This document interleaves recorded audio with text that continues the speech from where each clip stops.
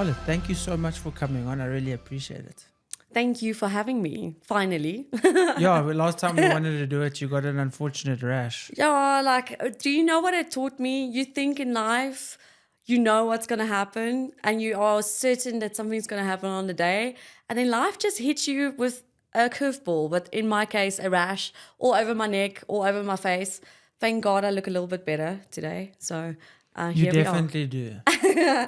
Thank you. So, are you obviously a firm believer in everything happening for a reason, and there being a reason why, let's say, for example, you weren't able to come in last week? I definitely am. As much as I hate it sometimes, sometimes you put your heart on something. But one thing I did learn in my life, the hard way most of the time, is to have expectations is the mother of all fuck-ups. Yeah. No, it's true. How do you manage those expectations? Because, you want to live your life being excited for things, and you want to build things up because it's nice to, I'm going away. I'm so excited. Then you have these expectations for the trip or whatever. And then maybe something happens and you can't go away. And then you are disappointed, but your disappointment, it's not controllable what happened. The fact that you weren't able to go away now has happened, and being disappointed isn't going to help the fact that you can't go. Yeah. So there's two things I've learned on that. Is first of all, dopamine in your brain, the driver of everything. When we have a build up towards an event, our dopamine starts releasing slowly. So if we have an expectation of X, Y, and Z, it's going to be a certain way. If we get there and it is not that way, our dopamine actually drops below base level. So you get severe disappointment. And who wants that in the first place? Second thing that I've learned is everything in life is 50-50. And that's how I play my life, is knowing that it doesn't matter how much I think something's 100%, there's still 50% chance that it would work out differently. Yeah, and going back to that dopamine thing, that's why you should never build something up for someone else and be like, no, this is the best movie you're going to watch, or this is the best burger or pizza that you're going to have. Because that dopamine build up comes, then it doesn't meet the expectations, and then you're actually below base. Yeah, and then what do we do? It's almost like rock bottom, guys. Like, no. So expectation, I really try every day of my life is to try and formulate a concept, or what we can say is like a story script for my life. But I know that life in itself and the universe, or for whoever believes in God or whatever energy you believe in, they have their own script for your life. And sometimes you need to be rerouted. You have to see it in a way of everything is not happening to you, it's happening for you. Even though it's cuck sometimes, the cuck things is where you actually grow. I mean, what do you do if you want to grow your grass? You put cuck on it. So go into more detail in terms of the not happening to you, it's happening for you. What's your, basic understanding of that? Yeah, I am still very much meditating on that concept. As it's very easy to fall back into the human trap of believing that things are externally around you, somehow involved in you. So how I like to basically look at it, if you go out in nature, nature is there. It's been there. It grows without you. It flourishes. There's so many aspects on this planet that happens externally from you, but it happens for itself. So in the end of the day, all that we can do is really know that we can only come from our own energy. And whatever happens in my life is for me itself. It's my choices. It's what I decide to do in the mornings. It's in the end of the day, if, like, let's say you on traveling on a road and you in a car accident, and yeah, the driver was drunk. Instead of climbing out and blaming the driver, I try and see, yes, cool, he was drunk, but could I wake up in the morning and stop him from drinking? No, I couldn't. Could I have stopped myself from being on the road? Yes, I could. I was the one that went for a driver's license, got my car, decided to be there at in the first place. And if you can step into that place, we stop blaming external factors and we start taking ownership of our own energies. And then what we attract could be much better because we can do more responsible choices for our lives. Yeah, it's also that extreme ownership of what I couldn't control the drunk driver, but what could I control? Okay, maybe I was actually on my phone while I was driving. Yes. Maybe I didn't get enough sleep last night, so I was slower to respond. Those kind of things where it's like, okay, that happened. That guy was drunk. Then maybe there are certain things that I could have controlled, and focusing on that, because there's going to be drunk drivers, there's going to be accidents, there's going to be traffic, there's going to be load shedding. All of these things are going to happen, Yes. and you're not special that these things are happening in a bad way for you. Yeah. And just in the same way, the good things, they're not actually happening for you. Yeah. Because in the sense that something positive happens and you make, let's say, more money. That didn't happen because the universe thinks you're special, or God thinks you're special in any of those ways. You have just put things that you've been able to control, and you got those things. But if you look at it, actually, the good and the bad are as much for you. Yes. Yeah. There's no difference. It's just, okay, well, this is a good situation. How can I make it better? Or this is a bad situation. How can I make it better? And work on those things that you can control. That's it. I usually see it as two sides of the same coin.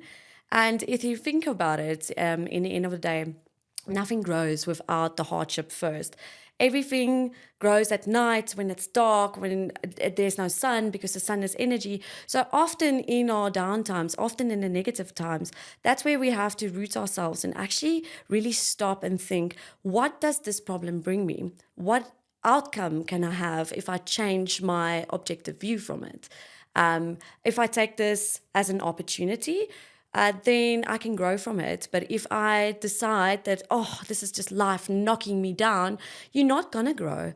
You will always just stay underneath. Because in the end of the day, there's a perfect balance of positive and negative. And I usually call it cause and effect. And you have to, how I base my life and how I make my decisions is I look what is worth suffering, because everything, even this couch, caused someone some suffering. If it was the business owner, if it was the person making it, there's some form of effort or sacrifice that we do for the things that we love. So if I navigate my life in a way where I look at the consequences of something instead of just the good things that I would be gaining from it, I can then weigh up, is the consequences worth it? Am I going to be happy with the consequences? So by the time I actually make a decision, I know what I'm going to have to sacrifice or give up. I hate the word sacrifice. I just believe it's sacrifice is another form of making room for something new to come in. It only becomes a sacrifice if you are unaware of your choices and if it's detrimental for yourself, your internal self, or the external world around you. Yeah, it's like a pre-mortem of looking at something ahead of time instead of a postpartum. Oh, I don't know. So what's it when they analyze a dead body? Postmortem. Postmortem. Yeah, it's a pre-mortem. I think I said that, yeah. So a pre-mortem, saying, okay, well, that's the worst case scenario that can happen from that. What are the certain things that I might do that will lead to that? Let's maybe avoid those. Yes. So before the problem arises or before the issue arises, you look at, how can we prevent that? Yes. People can do that in business. You can do it in your own life. You can do it in, okay, am I doing the same things in this relationship that led to a failed relationship previously? Okay, maybe we don't do that. And trying to plan ahead to be better as opposed to making the mistakes and then thinking back and be like, okay, well, I shouldn't do that. Okay, maybe next time I won't. Now my question is like, how do we not fall into the trap of over planning our lives and being in the future all the time? Because in the end of the day, if you have anxiety or anything, it's a fear of the future or what might plan out. And I think that's a difficult balance. I'm still very much, and that's also where the expectation thing comes in. I'm very much in a place where I'm like, okay, cool, you can only plan so much. And then you're going to have to start putting in the effort, right? In the now, in the present moment. And I think a lot of people get stuck in the planning process because it's very easy to really perfect your plan of life, but it's not so easy to stay in the present moment and on top of your goals because things happen. And in our daily lives, we're filled with so much. I mean, just being a female, a mother with children and work and all of that. I don't have children though. Bless the woman, bless you all that have children. I don't know how you do it. There's so many distractions that pull us in all sorts of directions that that is why it's so important to really analyze what is your suffering worth and what do you want to suffer for? What's noble in your life? And your noble acts can be getting home early to walk your dog. It doesn't have to be the greatest noble, like, oh my gosh, you're going to save 4,000 dogs and you're going to rehome them. It just has to be those little things of, do you know what? I'm going to sacrifice a few hours at work, lose a little bit of money, but at least my dog won't be fat and die early. I mean, that's a bit grim, sorry. But like, it's that type of thing that we have to start analyzing, I think, as humans, is what is really important to us. Yeah, I think trying to plan too much in the future and looking for at least trying to predict what will happen in the future is, you're suffering in advance. Thinking the worst case scenario is going to happen, or thinking, okay, no, that business deal is not going to work, or I'm going to lose my job. So you're suffering now for something that potentially might not even happen. That's that 50-50 Yeah. again. So how would you then build that presence and staying in, okay, well, I'm aware of the potential future that could happen, but I'm in the present now. I'm not living in the future yet. Let me stay here and be present. I live my life with curiosity. Like, I am probably the most curious person that you would find. I research things sometimes just for the fun of it. So what I try and do is really approach my life in a curious way rather than okay, if it's like let's say there's this hypothetical, like I have had it many times in my life, doom and gloom. I mean, I went for several eye operations recently where I was going to go blind because my retina detached. And most of them, because I'm so young, not a lot of young people get the surgeries that I had. And there was a moment where like I had to come to terms, like, listen here, if I do go blind, what's going to happen? And instead of really worrying about it, I mean, it is there. It was 50-50 or more. But for me, again, I live my life in 50-50. I stepped into curiosity. Okay, cool. Let's say I lose my eye. What will I do? And I actually thought, do you know what? I'll pull off like a pirate badge. I'll make it a thing. Like, it's a new adventure. That's what I try and do. And it's not easy. I mean, I've gone through a lot of hell in my life where I've literally sat and thought, what the fuck? Life, what the fuck? But if you sit there and you get over the emotions and you really just work through that and you get to the end and you try and see the curiosity and, okay, I've never been in a situation like this. Let me try and see what I can do, how I can navigate, how I can learn from this. Like, and it doesn't always, it backfires sometimes. Sometimes you go backwards, you're like, okay, well, that didn't work. But in the end of the day, if you just wake up and you're curious about life is matter and matter is magic, and you can create so much if you just step into the present moment and you approach things with curiosity like a child would. You just a grown-up child that knows not to touch that hot stove. So you can actually navigate. If you trust yourself and you've got that inner knowing, you can literally walk into your life and be like, do you know what? I've been feeling I'm actually getting goosies just thinking about it. I have this feeling of quitting my job and starting this thing and just going in it with curiosity and being like, if I fail, I fail.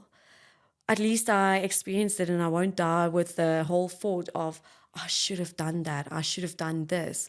And yeah, that's what I do. I do curiosity. Yeah, I think that curiosity and that ability to adapt with whatever comes your way is important, and people need to be able to do that when difficulty arises, because difficulty is an absolute guarantee in everyone's life. Yeah, it's to inevitable. different degrees, but there's difficulty in everyone's life, and it is going to happen. And you need to be able to look at it and be like, okay, well, as you mentioned, looking at it and seeing, okay, well, I might be blind, and if I am blind, do I want to be the person that gives up all hope, or do I want to be the person that makes the best of the situation? Because I'm doing all I can to prevent going blind, getting the op, seeing the doctors, everything. Do I want to be the person that's just, my life's over, the world's dead, Yeah. because you're blind? And yes, it would be a terrible thing if it happened, of course. It gets difficult and out there. And you'll definitely, at least initially, go through that phases of life sucks. There's nothing left for me. I can't see out of this eye or whatever. But then you get to a point like, okay, I'm actually going to rally. I'm going to get better. I'm going to focus on what's positive, because you've got the rest of your life ahead of you. You know, you can't change the fact that you might have gone blind and you went blind, but you can change the fact that you make the most of what's to come and how forward. you feel about it. And it's sometimes, if you look at most people that's lived great lives, and there's usually this plot twist that happens, and we all strive for our destinies, but often our destinies knock on our doors and we're just not answering it. And then some tragedy there, like, well, some event would happen that would completely just turn your life topsy-turvy, upside down. And that's actually where the incredible stories most of the time happens, is in the unpredictability.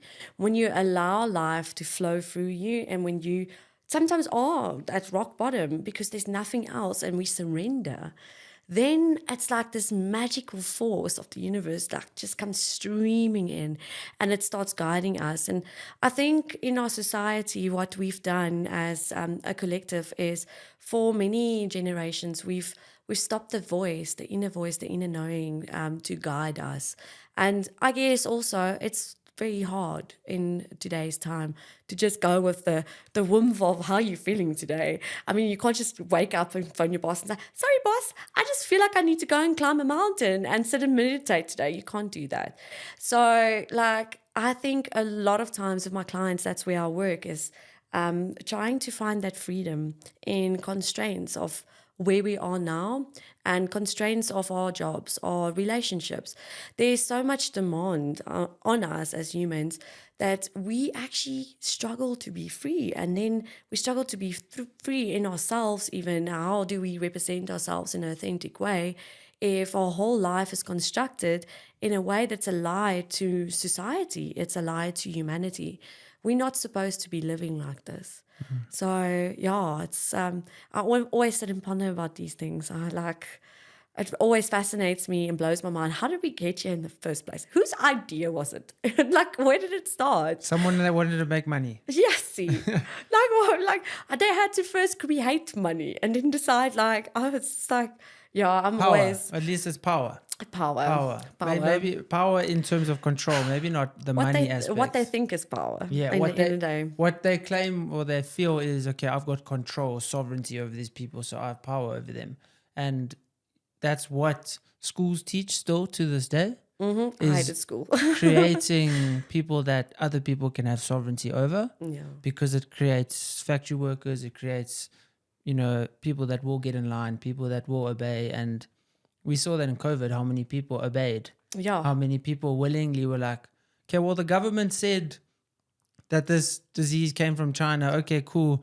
I have to wear a mask. I have to do this. Yeah. I have to stay at home. That's okay. I don't really have any insights into what I want to do with my life. I'll just go along with what the government says. Then, and that's also the catch-22 is they would say, oh, the government sucks. Look at all the potholes. Look at all of this. Look at all of that. Yeah. But the moment that that's something that's maybe more scientific and takes a bit more thought, like, no, COVID's real. But they'll blame the government for the load shedding, for all of that. But then they see COVID, they're like, okay, no, this must be legit. Why would they? There's no like conspiracy underneath it. Or COVID times was interesting. I don't actually watch normal news or TV or listen to the radio. Like, it's certain shows that I would tune into if I know the presenter or what. And I was in London and my mom phoned me and she was like, you need to get home now. And I was like, why? I've got business meetings. And back then I was still very much in my professional burlesque dancing and I had my production company. So I was busy planning on taking dancers there in July and December to America. And she's like, no, there's this like disease and they're going to close the borders. And I was just like, whatever. So I left it. I also thought, I was like, that's never going to happen. Another week and my mom phoned again and she's like, really? Seriously, like, come home. And I just made it in time. Like, if I didn't do that, I would have been stuck in London for a very long time. It would have cost you a fortune to just stay at like a hotel the whole time. I think I would have like been in some shelter or something. I wouldn't have been able to really cope with. Okay, well, most of my work was online, but still, it takes a knock. And then it was nice that I was on this side because I was paid still in dollars and pounds. So if I was on that side, I would have been. I don't know. I would have been in a very bad place. So. did COVID teach you that time? A lot of my shadows. So I think that first month, I was just very happy. I was just like, Yeah, I was also. oh my God, I have holiday because I worked extremely hard. I never took any breaks for myself. The dancing and stuff took up quite a lot of my time. I mean, it's rehearsals. Then every weekend you're working. So most of the times when I was resting, people were at work, and so it was actually kind of like quite isolating in my career. And then COVID hit, and in the first month, I was just like, yeah, I'm not gonna lie, I got really stoned and drunk, and I was nude with my dogs all the time. I think my single neighbor loved it, doing all sorts of weird things. And then I realized, okay, wait. I think maybe I should just like take the time to really do some inner work. I don't want to walk out here like worse than what I was. And I just started working on my shadows. And I think what COVID really showed me, and I only really realized it last year, is the confidence I had in who I was in the outer world when there still was one. When we could start integrating back into normal society, I really struggled last year to find my voice again, to find my confidence. I got so used to doing everything online, being at home, being a hermit, and I think that really impacted me because I also lost a lot.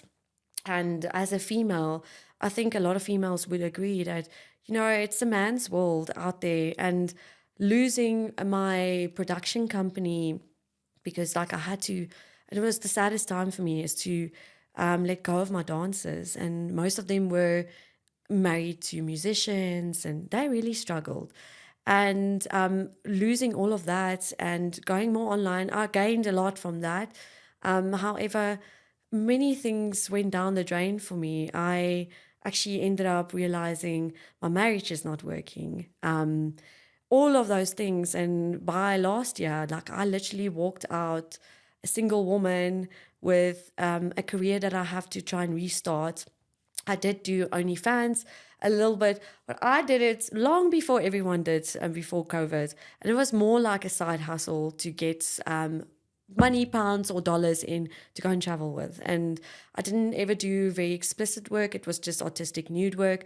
And then when COVID hit, South Africans all of a sudden wanted to pay for things like that. So it was great. And I taught a lot of girls. I coached them through that. I think through that, I gained a lot of experience in women and helping them. And yeah, after that, all tumbled down. I wanted to go back to my usual things, my coaching, because I studied so long and I just started coaching and I just started doing these things, and then COVID happened. And it took me a while to integrate back into normal society and to really like change my direction again in my career and make difficult decisions of like, what now, universe, what now? But I do think in the end of the day, I took the time, and it didn't impact me as much as what it did many other people. It was more on a spiritual, and obviously my long-term marriage. We were married for together 13 years, married for 8 years. I think that was the thing that I had to go through the most, is like realize, okay, I'm in a relationship that doesn't work anymore. What am I going to do? Like, and as a woman walking out of a marriage, and now I'm in my 30s, like things have changed. Like completely. Dating has changed. I mean, in 13 years, like I was like, What's your view on like the dating scene now with social media being involved compared to God. obviously when you would started dating before social media? It's a shit show. I actually had to, at one point, ask my sister, who was at that point 17, turning 18. I had to ask her, so I've been chatting to this guy, and like, I really like him, and we were hitting it off, and we were chatting, and then all of a sudden now I start replying to my messages, and like, what is that? What do you think is going on? She's like, oh, you got ghosted. I was like, what the fuck is ghosting? Like, I'm so used to like back when I actually dated, and I mean, like, that's so many years ago. Like, you just tell someone, sorry, I'm not interested, or things like that. And we didn't have like Tinder, and like Tinder's No, guys, don't. I did like a few episodes and stuff last year on. I specifically went on dating sites to try and see what my clients experience, because I have quite a lot of clients that come to me with relationship problems, or they want to build their confidence for dating. So I had to go and like experiment with myself. Yeah, like the amount of fake profiles, first of all, or look, I'm kind of used to having men on social media message me all sorts of weird things, or just expect sex up front. And I'm just like, it's like knocking on your neighbor's door, especially like unsolicited pics of things that I didn't ask for. It's like knocking on your neighbor's door, and when they open, you just pull your pants down and Yeah. go, woo! And that's the interesting thing about the male condition, is not obviously all males, but in general, and all women, and probably men can agree to this, is when a woman posts a photo of, it doesn't even have to be completely, explicit, but a man will think, because that woman posted that photo, she's asking for sex, or she's asking for some form of, flirtatious comments or messages or whatever. And it's interesting because that girl might just be expressing herself in the way she wants to. Yes. But because men aren't wired the same as women, a man will think that, oh no, that just means that she's happy for me to send a photo of my genitals to her. And guys, to be honest, if a woman has not asked you for that photo, women like seeing photos like that, but it has to be attached to a man that they're attracted to, if we can state it like that. It's not like you're going to receive a random photo from some random person you've never met and be like, oh, this is amazing, I want this person. I'm leaving my husband now. I'm coming for you right now. Touching base on that, men thinking that women are asking for it. I think, again, with my curiosity, that's how I ended up doing OnlyFans and things like that. I really do explore a lot, and throughout the times, I've actually learned quite a lot about women being in that industry. So I'm very grateful for it, even though the time has come to a close. But yeah, the amount of changes where some friends wrote me off because who knows why, because of my choices in my life. And I've never been closed off by it. Like my family, my friends, everyone. I'm the black sheep anyway, so people expect things like that from me. But the sheer disrespect sometimes that you get from people without them even knowing. In the beginning, when I started doing it in the burlesque, professional burlesque, it's like cabaret stage performances, for those that do not know. Like almost like Moulin Rouge, or if you've watched the movie Burlesque, it's not quite like that, but it's a good general explanation for people. When I first started doing things like that, there was a lot of my burlesque pictures also, because you can't post it on, back then it was like very difficult to post it online because you've got nipple caps and whatever. I was shunted by the community, by some of the girls, because how dare I do that and this. And I think in the end of the day, for a woman, it's difficult out there, and there is some legitimate females out there that need money for their children or whatever. And I do believe that you need to let people just be. If you see someone doing something that you don't like, if you have the choice to put it off or to remove them or not to engage with it, I think people should take the route of actually doing that. Because who are you to tell anyone that what they're doing is wrong? Yes, obviously, if someone's murdering someone in front of you, maybe try and reach out to professional help. But if it's not a crime, you can't judge. Yeah, if it's not a crime. And a lot of people, certain people, I think they feel so bad about themselves that it gives them some form of power and superiority to go out on the internet and be like a keyboard warrior and actually badmouth people. And I just usually stop, and this is a technique I've started using quite a lot, is if someone says something bad about myself, about me or someone else, I actually realize that that is a reflection of how they speak to themselves, firstly. And secondly, that's a reflection of how they feel about themselves.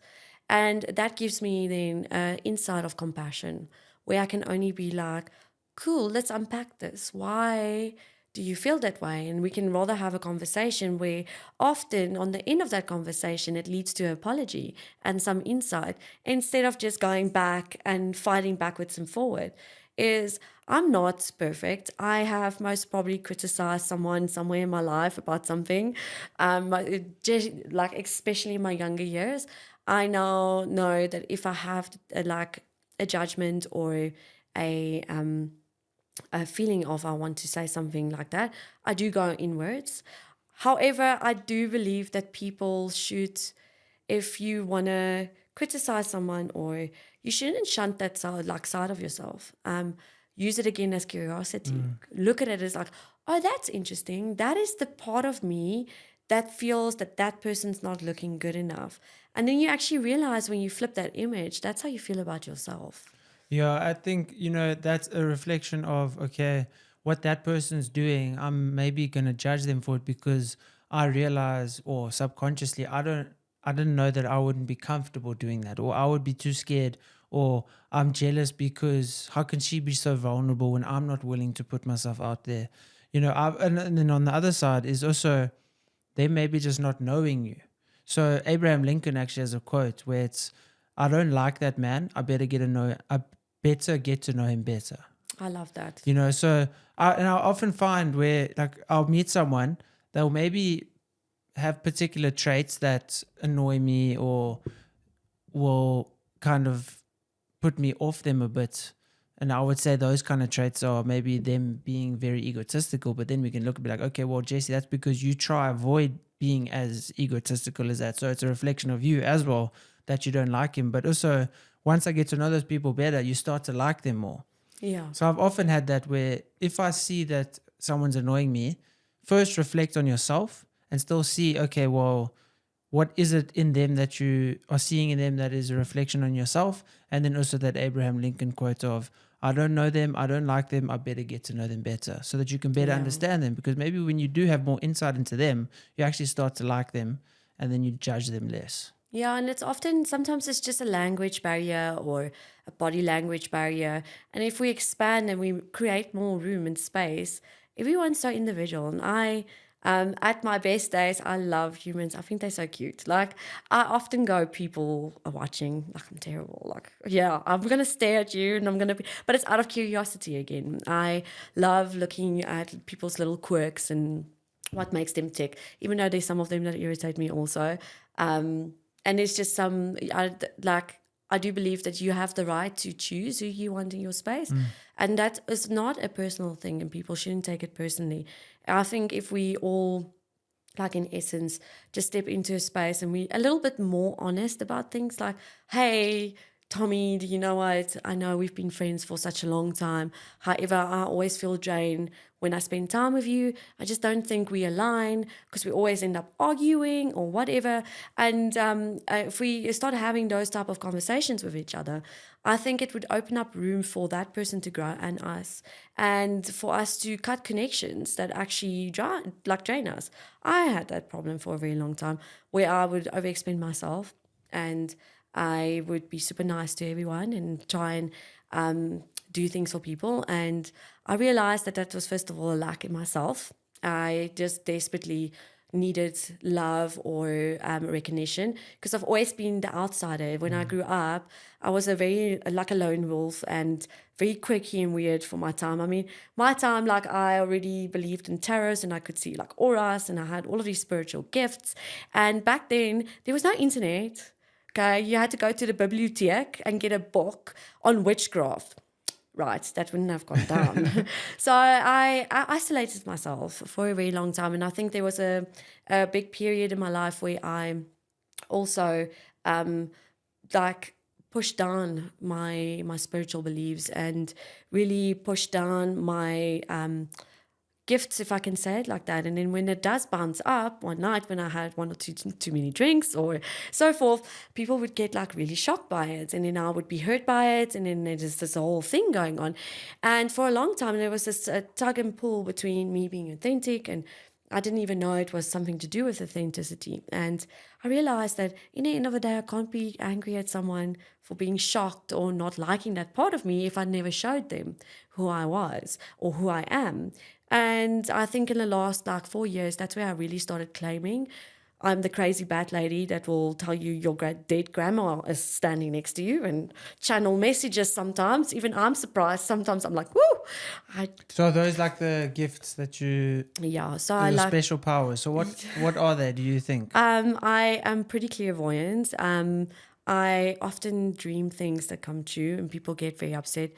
I have the ability to connect with people that's passed over, and that's in many different forms. I used to predict when people are going to die when I was a child. It's not the nicest thing telling your mom that your uncle's going to die if she doesn't take you to the hospital now. It's going to be the end. And then it happens, and everyone's like, what?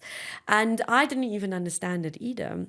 And I think in the end of the day, what it is being tuned into a different radio frequency, because the past never goes away. And energy, like Einstein said, is always continuing. And it's just being able to tune into those frequencies. So I can just hear, it's not a physical, I can't physically hear them speak to me. It comes in symbols and energies and feelings. That's one of them. I love astrology. I am one of those crazy astrology people. I study, I'm in my second year advanced Hellenistic astrology. So I like to do, I like to see the energies out there. It's more to see, if you think about it, the sun and the moon, it creates the tides in a very basic way. That's water. You're 70% water. Why wouldn't it impact you? You know? And I like to just look at the energies because I do believe that everything is energetic. And we all impact each other with the energies also. So we all like little solar systems and we go around and then we entangle in each other's energy. And that creates like a little new energy field. And I'm actually busy studying quite a lot into entanglement theory and energetic levels and fields.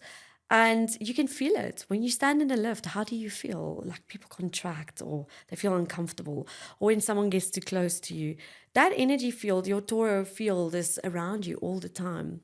And if you can tune into those fields, you can attune. And that's also very, very important in relationships, is to attune to each other. Because if you can find that frequency that works, if you can find that vibe, that is your tribe. That's what I say. So anyone can do that. Like energetically, if you know your own energy and you keep it nice and clear, so you do grounding work and all of that, it becomes really very easy to feel the boundary between you and another person. And that's what I see boundaries as. I see a boundary as, this is where I start and that's where I stop. That is where you start and that's where you stop. And if you can set boundaries like that, you won't get enmeshed with other people. Because we do get enmeshed, right? We find ourselves in new relationships and all of a sudden, we're enmeshed. You don't know if you're beginning or ending and if you're that person or not that person. So it's so essential for us to really, truly find our little frequency. And whatever the frequency is, I say to people, imagine like your frequency can be anything. My slogan is, I'm vibrant. Vibrance is like, I'm a vibe. Like you'll know exactly who I am. And you'll know exactly if you want to tune in and tune out. And I'm okay with that. I'd much rather be that vibe all the time and you know who I am. But yeah, for my clients, I say to them, you can be a color. So colors are easy for me, or I ask them, like animals, if you choose your animal, if you feel like you resonate with like a lion, and then when you walk in the street or you need to do anything, you can think of the characteristics of the lion and being brave or all of that. And if you imagine it, your frequency wave starts becoming that. And that's what you project to the world. And we do these silly So that's within your neuro-linguistic programming? Yes, yeah. So we do these silly like ecstatic dance classes where we embody certain archetypes or colors or frequencies, and you can actually start feeling it. So I tell people, go and like play around with it. First of all, with entanglement theory, is like you can't observe other molecules without them knowing you eavesdropping, and we all know that feeling. Like someone's looking at me, and we all turn around. So if you now use that and you think, I'm going to project the color, let's say pink, because pink is like love and it's compassion. Happy Valentine's Day. It's happy. Yeah, it's Valentine's Day today. Valentine's Day. Compassion and all of that. If you start like embodying those things, it actually like it does portray in your frequency. So how do you you personally with the clairvoyance, how do like what instances or some examples can you tell us that you've experienced that makes you like be able to predict or see, or you personally, how have you found it? Yeah, it's been a process of learning. When I was younger, I didn't quite know. Like I said, it's predicting people's death. I one night had a dream right before 9/11. On that morning, I actually walked in at work and said to everyone, I had the weirdest dream. I dreamed like helicopters were like flying into buildings and war happened, and I was like, it really bothered me because I don't necessarily always dream things like that, and yeah, they actually sent me home when the news came on, and they said I upset everyone very much. So I've learned over time is like a lot of times is I can predict or foresee and feel into certain events, and sometimes it just comes to me like a download from the universe is you should just not be driving today, or I'll have a feeling, a gut instinct about a friend, and I'll phone them and they just had a car accident, and they're like, how did you know? And it's just like just woke up randomly at 2 a.m. in the morning and felt like, okay, I need to phone this person. And when you've gone against this, have you gone against, like, let's say you have a dream, you're like, ugh, that doesn't mean anything, and then you don't phone the friend or whatever, and then something does happen, then you're like, it affirms your beliefs. Yeah, it happens a lot when you distrust your gut feeling.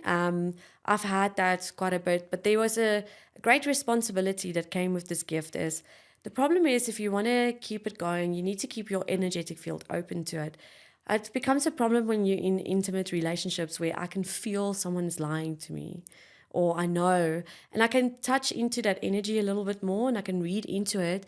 But I've learned that you can't do that without permission, and everyone deserves their privacy.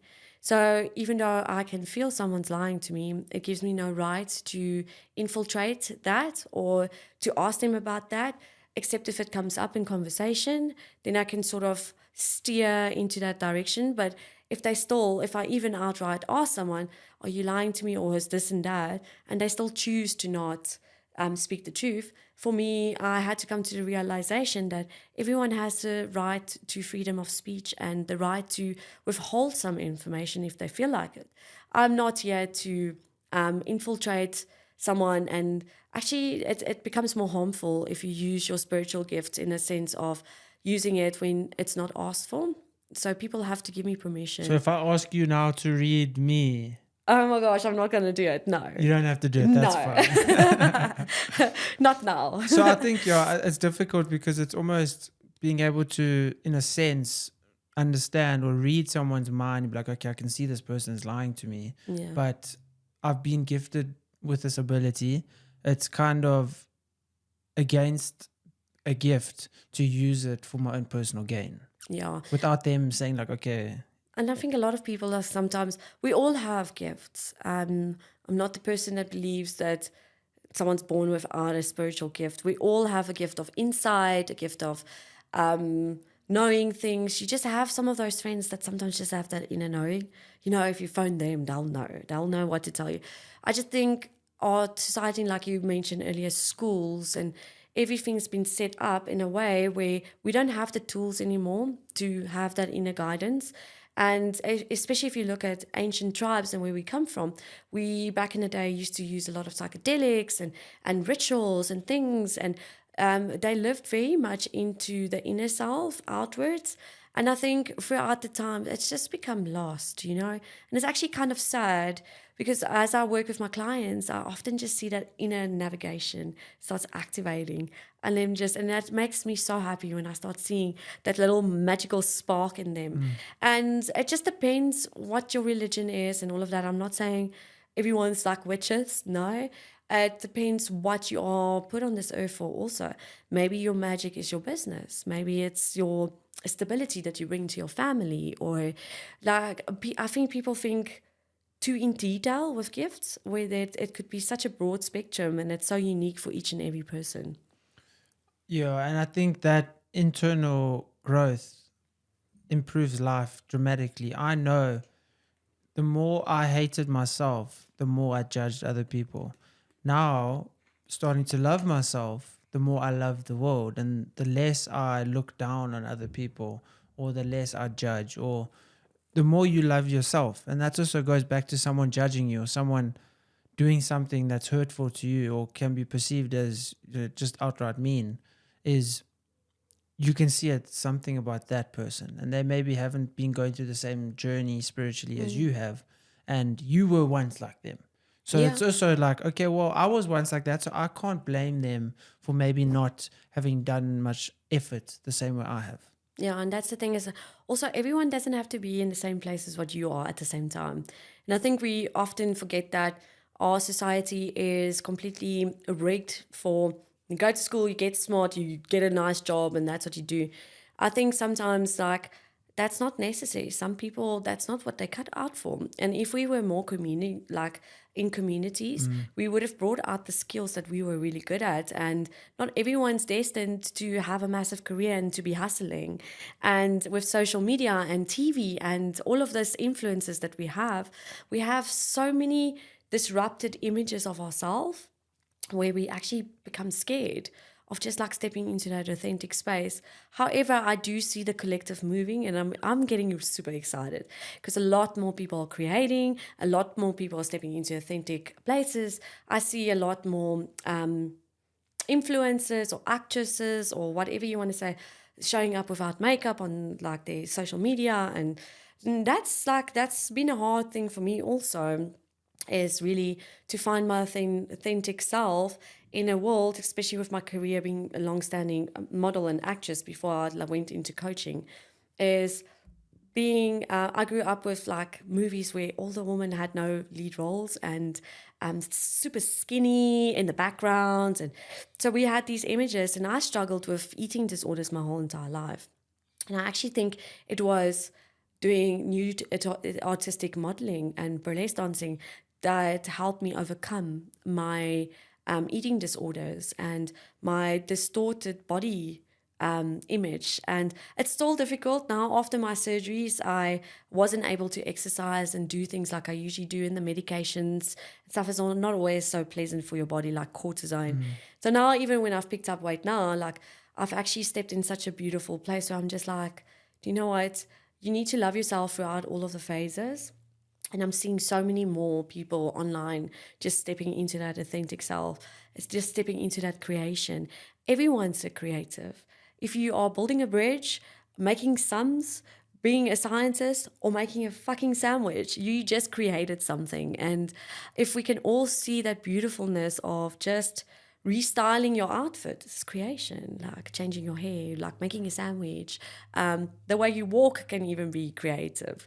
Like we all are creators, and it's not just for the artistic people, it's for all of us to enjoy. Yeah, I think to be able to understand that because of social media and because we, our heroes are the business people, our heroes are the people that are successful in the world's view of success. Whereas the person, let's say Elon Musk with businesses, is just as successful as the person that has found themselves and is passionate about teaching 4-year-olds how to swim. Yeah. Like that's just as successful because that's that person's passion. And if they want to do that, just because they aren't making as much money as Elon Musk or haven't built these massive companies, doesn't mean they aren't successful.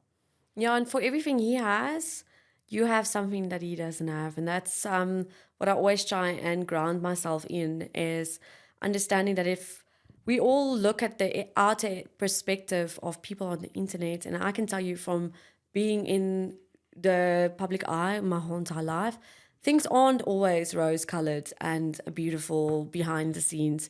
We are humans also, like that suffer illness and mental health problems and things like that. And we often idolize fake things because how do we know it's not? And often these people have a lot of like people behind them that market them a certain way, tell them how to dress, what to do, all of these things. And then when they go home, they're not necessarily happy. Where we sit in our small little 1-bedroom house, we're happy because we bought our own furniture and we have a dog or whatever. They might have a full bank account and still be unhappy. And we might be struggling to eat and be happy. There definitely has been that shift, fortunately. And you mentioned the creators also like not wearing makeup or those kind of things, where society is also starting to realize, and I would say since COVID, it probably was its inception of people realizing success isn't tied to money. Yeah. It isn't tied to financial success. Success is being happy. You know, that's success. Being joyful every single day is success, not how much money you have. Being free. Being free and the Yeah. ability to express yourself in whatever way you want, and who cares what anyone else thinks, because if you're not committing a crime, there's no way anyone can judge you for expressing yourself how you want to express yourself. And that's the thing is like, again, my curiosity gets to me. This planet, this world that we live in is so incredible. There's just so many things to do, try, and to see. And why live a life where you have to work so hard to accomplish a big ass career? And I'm not against anyone that's doing that. I'm just saying, like, we often idolize those things where just a little bit of exploration of just your environment, your neighborhood. I speak to so many people that just, they don't even know what restaurants is around, or not to say that you have to go and eat at them. I'm just saying that try and explore things, because you can take your mundane life and you can still fill it up and say, oh, I wonder who I would be today if I go and do this risky thing that I've always been scared of. Like, let's say if it's roller coasters, like just putting yourself like in that position of uncomfortability and seeing who you are. That creates like a different perspective. I often tell my clients when they deal with fear, it's like, who would you be if you're actually in that place? Like, rather try and see who that person is, because we all fractal beings. We have different personalities and aspects. We're not just one personality. So the person who's fearing, that's another part of you.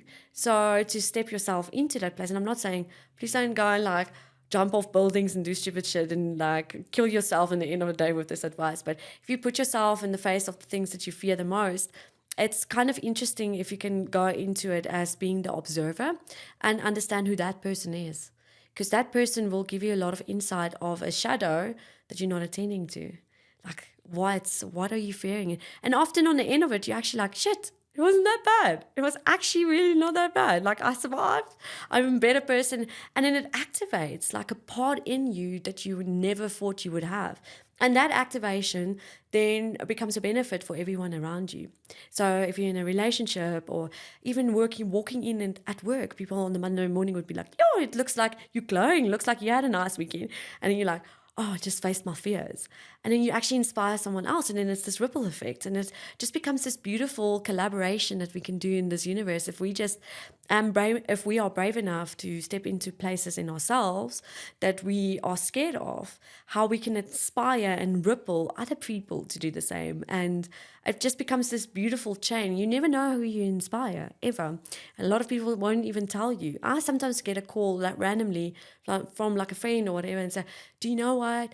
You taught me this and you inspired me and I did this because of that and I wasn't even aware. And I'm like, whoa, really? And then that activates something in me and then this is ripple effect that goes then, and I try and then be maybe more of that, or yeah. And you definitely will influence more people and help more people when you are being your authentic self. Because when you try and forcefully help people by being inorganic or being something that's disingenuous, it's not going to have as much of an impact on, you know, the help that you're trying to put out there. But when you're just being yourself, maybe you're not actually trying to help people, but you're just being yourself and being the true version of yourself that, you know, isn't hiding anything about yourself or hiding aspects or, you know, trying to suppress things, then you actually end up helping more people. Yeah, and that's the thing is I think the bravery of being yourself unapologetically opens up a space for people to feel comfortable to be themselves too. The problem is just to find who are you and to become aware of that. And I think it's the responsibility of the authentic beings or the beings that's trying to be authentic. As much as I coach authenticity, I can't say that I am truly 100% authentic. There's still programming and there's still subscripts in my mind that I stumble across and trip over and be like, yo, I didn't see that one coming. And it's a process. Authenticity is a process. And the willingness to look at it Yeah. and then try, learn and grow from it. And grow from it. And I think just that inspiration, and if you find people, then it's just like starting to take off the mask. Then it can be a daunting experience. It was a daunting experience for me also, really stepping into a place of knowing that, I haven't always been super authentic on the internet. Oh, wait. And I've been doing this as a career, and it's only recently where I now have the let's be real. And I show up as myself and speak about real things like me. Today, actually, Valentine's Day, the 14th of February, is my anniversary. It was my first day out of the mental clinic, psychiatric clinic last year. I was actually busy packing up my home, that was my marriage home, and putting things in storage so that I can travel and find myself. And yeah, last year when I found myself in December, literally my mental health deteriorated over the years. A lot to do with COVID, my relationship, and just me not loving myself and knowing how to show up for myself. Where in December it was so bad that my dad had to kick down my door on Christmas because I disappeared. Well, the day after Christmas because I just disappeared. I actually slept through all of it. I didn't have electricity. I didn't have food. I numbed myself with whatever I could. If it was alcohol, if it was like being with other people, I just completely got to a point where I didn't know who I was anymore because my whole life crumbled. And that's what happens when you go through dark night of the soul. You choose to become more authentic.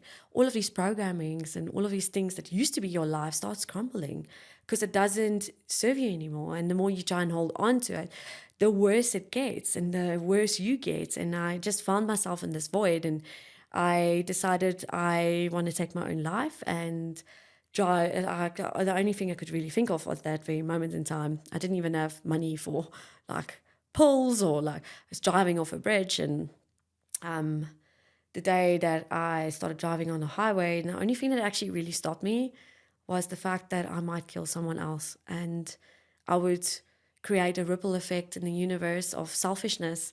Not that I'm saying that anyone who is thinking about taking their lives or anyone who has taken their life has been selfish. That's not what I'm saying at all. I'm saying in that very moment in time, it dawned on me that I will change other people's lives. And I wasn't ready to do that. And I thought I needed more courage because I was actually just being scared of changing. And right there, I phoned one of my friends. I didn't know. There comes my intuition and my. I phoned a friend, Alex. Alex, I love you.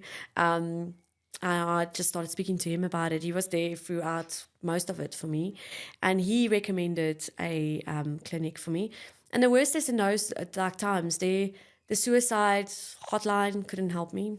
They basically gave me some referrals to clinics, and all of them were full for a few weeks. So I was stranded in a place where you don't actually have money, and it was only because of my mental state that I just couldn't get up and work. Most days I couldn't get up to just brush my teeth, let alone try and generate money or be online, be happy. I couldn't authentically show up like that. I think I would have depressed a lot of people. So I booked myself into a clinic, Zavelström. It was really one of the most liberating experiences of my life, having to be brave enough to admit, listen, yeah, I need help.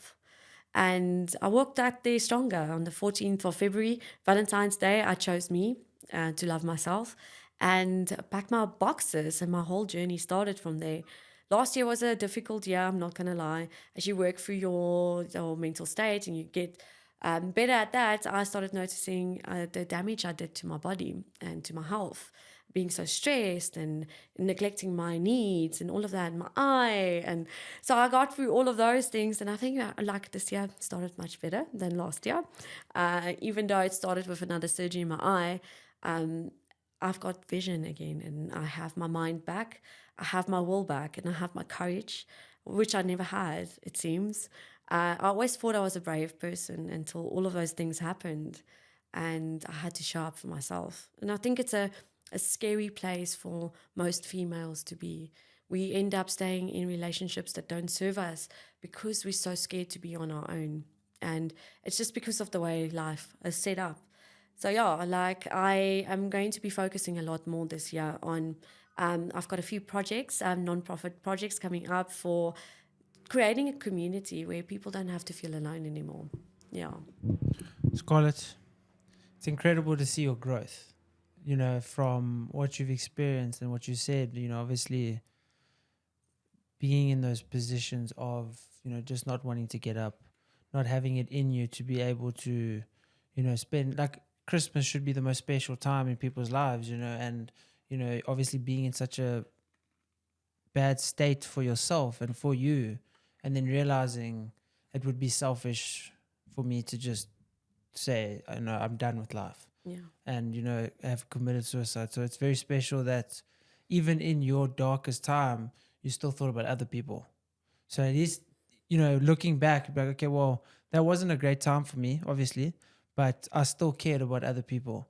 And it just shows also, that you do live for other people and you live to help other people and to help and inspire.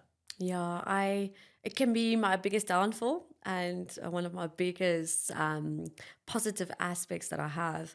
I think it's just like knowing the balance now, who to give to and who not. And I think that's one of the major reasons why coaching and like not even just my coaching, just being online, I really take pride in what I say online, and everything I post and do is with intention, because I know there's people out there reading it, and I know how it felt like when I needed an inspirational quote, and I know that there's a lot of like backlash, people that post inspirational quotes and things. I know how it feels when you need that positive word, and there's been those people that I followed, and those little words or that little bit of kindness, like my dad kicking down my door. We didn't always have the best relationship. He showed up like he's never shown up for me before.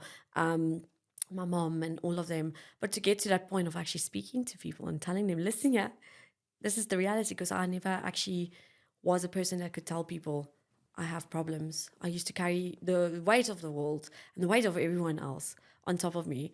So now the weights that I'm carrying is my own for first.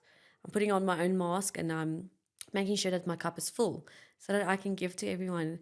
And then that fulfills me. And then they can give to other people and then so forth. And then before we know it, we're in this puddle or this ocean of love and joy and everyone's just happy. I wish we could just get to that place. Yeah, I think we will. With more people like you in the world and you helping people, just become the best version of themselves, the versions that want to help and inspire, and then the dominoes can start falling and everyone can hopefully, get to a point of just loving each other, loving themselves. Yeah. And then we can live in a society that's more community based as opposed to not knowing who your neighbors are even. Yeah, like I do believe one thing though. There's this saying that you have to love yourself first before you can love someone else. I don't 100% agree with it. Love is a universal energy. And sometimes through loving someone else, we learn to love ourselves. So don't hold back. If you have love in your heart and you don't love yourself in all aspects, still give that love away, because you'll be surprised when that love is returned, how you start living through that exchange. And I'm actually getting goosebumps just saying that, living through that exchange, because sometimes we need each other. And it's one of the most isolating things, is especially when you are going through shit and you're not in the best place with yourself. If you then isolate yourself and say, oh, I can't be around people, I can't love anyone or anything because I'm not loving myself, try and tap into that universal energy. Try and give it away. And then you'll see, because in the end of the day, it's a mirror of who you are and what you give out. Yeah. That's an amazing way to end. I want to thank you so much for coming on. Thank you. Thank you for having me. Of course, it was a pleasure. Thank you. Cool. Cheers.